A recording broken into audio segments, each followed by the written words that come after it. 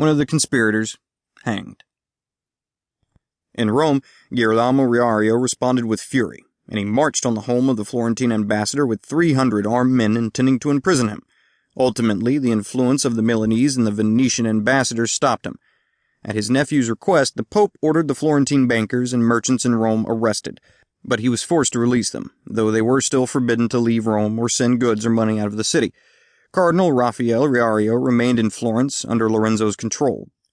While these actions were illegal, the Pope did have some legal recourse at his disposal. Sixtus IV seized all Medici property in Rome, refused to repay loans made by the Medici Bank, and demanded that Lorenzo be handed over to a papal representative.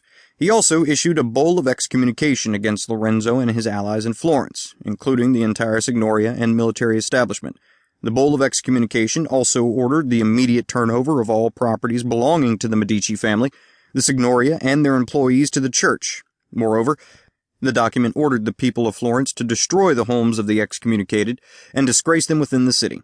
The people of Florence had 2 months to carry out this sentence, or the entire city would be placed under interdict, preventing the people from receiving any sacrament, including communion and last rites.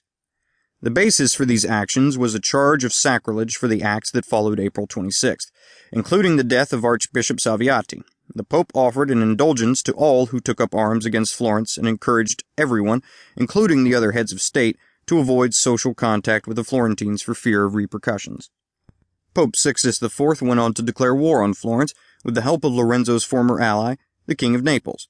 Alfonso, the son of the King of Naples, sent threatening messengers to the city, and the Pope followed with another messenger, threatening even more dire consequences than the original bull of excommunication had. Nevertheless, the city of Florence and the Signoria remained defiant, supporting Lorenzo as their defender, and even after church authorities within Florence and its surrounding area offered Lorenzo and the Signoria their continuing support. They not only ignored the bull of excommunication and continued allowing Lorenzo to take communion, but they also issued their own, excommunicating Sixtus IV. Florentine critics called Sixtus IV the vicar of Count Girolamo Riario and accused him of debasing the church. With the continuing support of the city, Lorenzo offered to turn himself over to the Pope to protect Florence or to take his family and go into exile.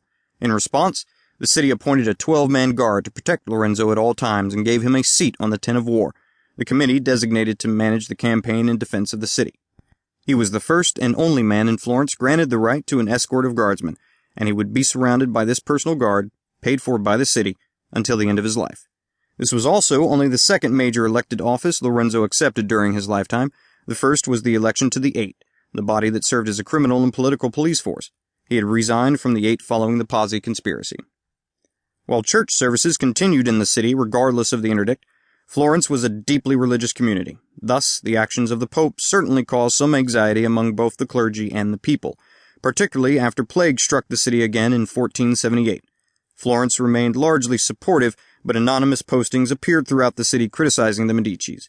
The city had to level war taxes to pay a mercenary army, and the Duke of Ferrara, Ercole d'Este, was hired to command the army.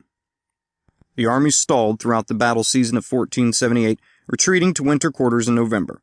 While the war had little impact on the city in 1478, 1479 was a more difficult year. Plague returned to the city, the economy was in decline, and Florence could no longer count on its alliance with Milan. When the Duke of Milan died in July 1479, his uncles made an agreement with his mother and took power. Though Ludovico Sforza swore loyalty to Florence, he had already begun to work with Ferrante, King of Naples. Meanwhile, plunder had damaged the countryside around the city, and the war disrupted agriculture and trade, leading to worries about famine in the city and even rioting. After the campaign season of 1478, Lorenzo announced his decision to present himself at the court of Naples and seek a peaceful solution. A truce with Alfonso of Calabria helped to enable the diplomatic venture. Florence was left in the hands of a newly elected Gonfaloniere, Tommaso Soderini. With the support of the Signoria, Lorenzo left for Naples, which at the time was ruled by King Ferrante, a dangerous and an erratic man said to embalm his dead enemies and display them for his own amusement.